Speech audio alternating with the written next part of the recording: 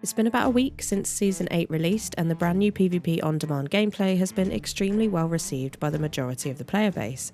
I know that our crew have been having a whale of a time diving for fights, defending loot, being invaded, and generally getting involved in a huge amount more PvP than would ordinarily happen on an adventure server during a session.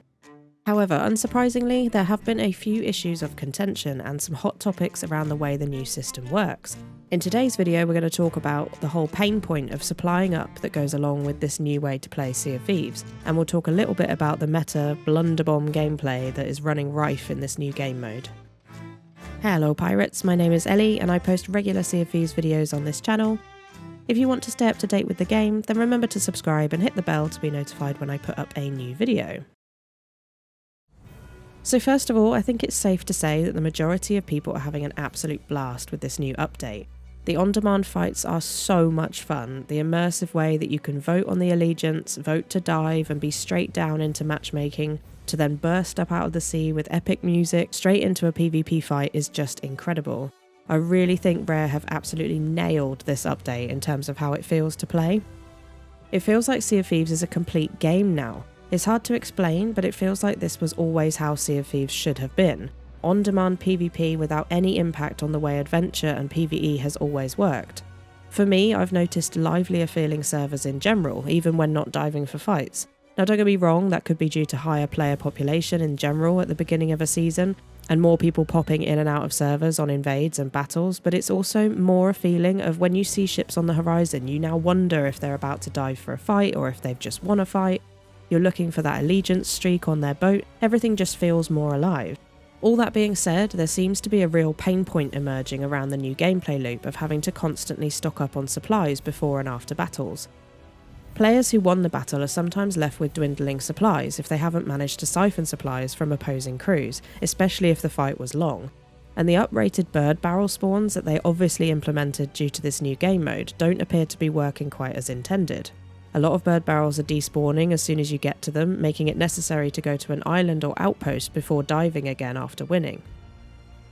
Losing players are migrated away to a new server, but sometimes to an outpost they've already bought supplies at, or a tiny island with all of 3 barrels available to loot up, meaning they're having to sail elsewhere to stock up before going again too.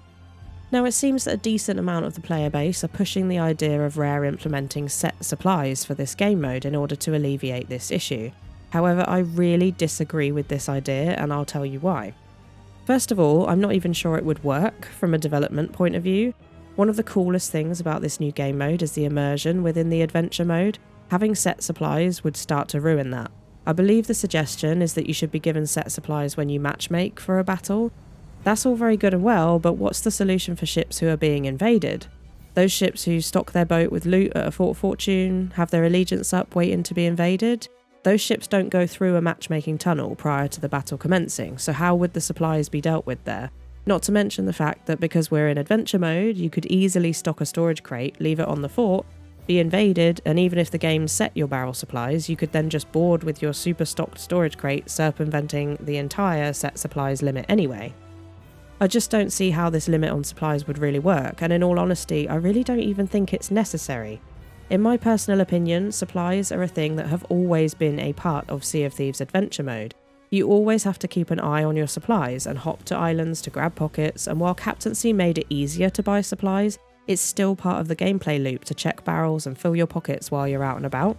Let's not forget that every single boat does spawn into adventure mode with set supplies. It's what you do in adventure after that that determines how many supplies you have for a fight.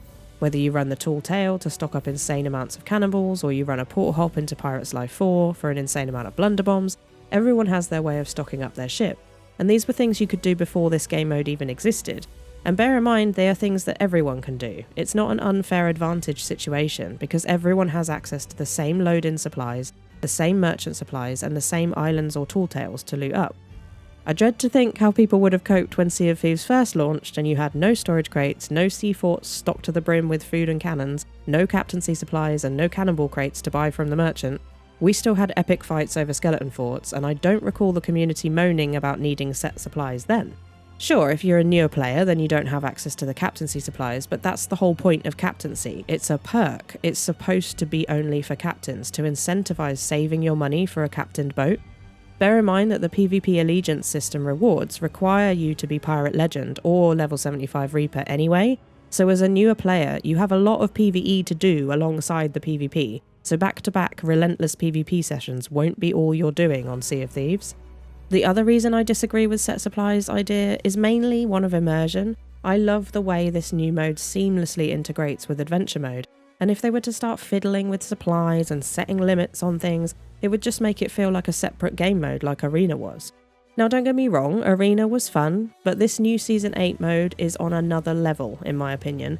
Arena was canned for a reason, and I'm pretty sure that Rare were already working on this new PvP mode when they made the decision to get rid of Arena. There's no way they cancelled Arena without a vague plan in place to replace the PvP itch for a lot of the player base, and Season 8 is doing that perfectly. Rare have not only nailed the mechanics from a gameplay point of view, but it also fits perfectly with the lore of Sea of Thieves. It's being spoken about by both sides of the player base, PvE and PvP players, as one of the best updates to the game they've ever done. There are players who've never wanted to PvP, who are now happily diving into PvP battles, opting in to PvP because there's no risk to their loot.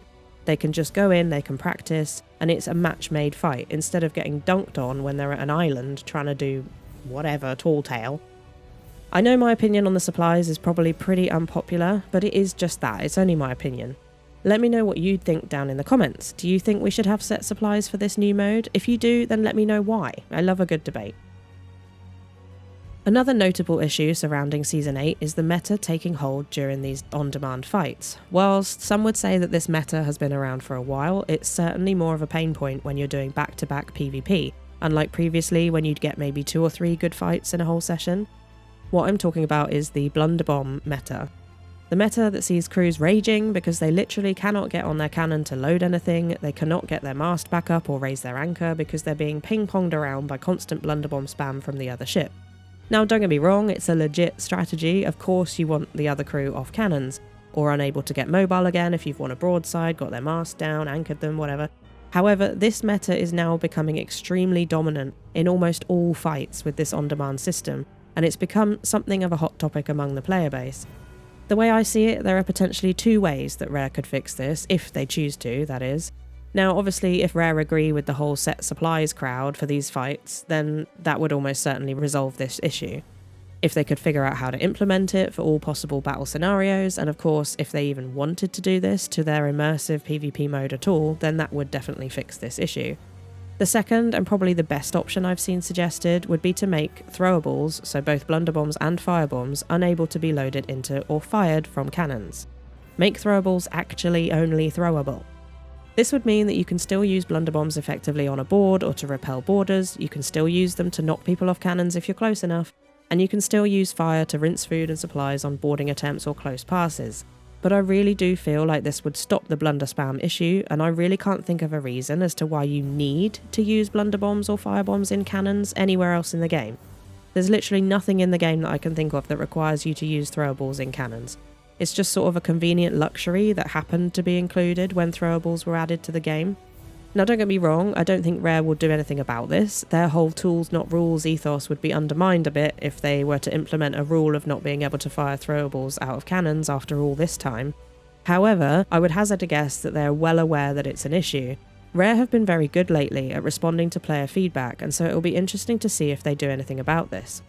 They've been making an attempt to balance the sandbox, and you could argue that this blunderbomb issue is a balance issue. It could be looked at in the same way that they looked at the sloop, where they balanced the mast damage and the popcorn effect on sloops, although that issue seems to be back with Season 8, hopefully a bug they will stomp out soon. In case you didn't know, with Season 8 came a cursed cannibal nerf as well. Not only are they now harder to come by, they also limited the amount of curses that players can hold, down from 10 to 5.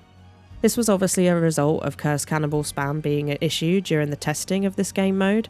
It's interesting that blunderbomb spam wasn't looked at as a potential issue, as no nerfs were introduced in this area. My point is, Rare noticed the issue with curses and got that fixed with the launch of Season 8. Could we see a blunderbomb nerf of some kind coming soon? Let me know what you think down in the comments. Overall, I think Season 8 has been an absolute blinding success of a launch, and I really think Rare need a massive pat on the back for how well it's working from a technical point of view and how amazing it feels from a gameplay point of view.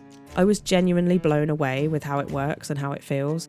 I was worried that bugs and issues were going to dampen this launch, but you can tell they've worked hard to iron out any major issues. Sure, there are a few bugs, like when you get marooned on an island with no ship, but these issues seem to be very few and far between. As a whole, the system works and works really well.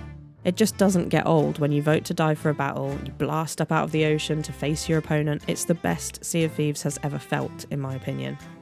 If the only issues being discussed are supplies and one small meta area of balancing that may need looking at, then I think it's got to be classed as a bloody good season.